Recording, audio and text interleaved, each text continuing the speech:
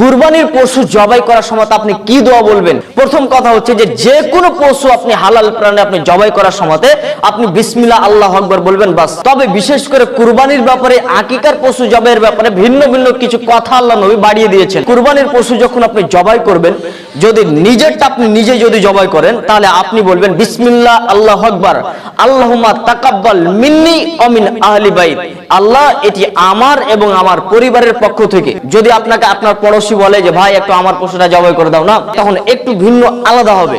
এই বিসমিল্লাহ আল্লাহু আকবার, আল্লাহুম্মা তাকাব্বাল মিন, তারপর তার নাম বলবেন। মনে করুন তার নাম হাসান, তা আল্লাহুম্মা তাকাব্বাল মিন হাসান ওয়া মিন আহলি বাইত।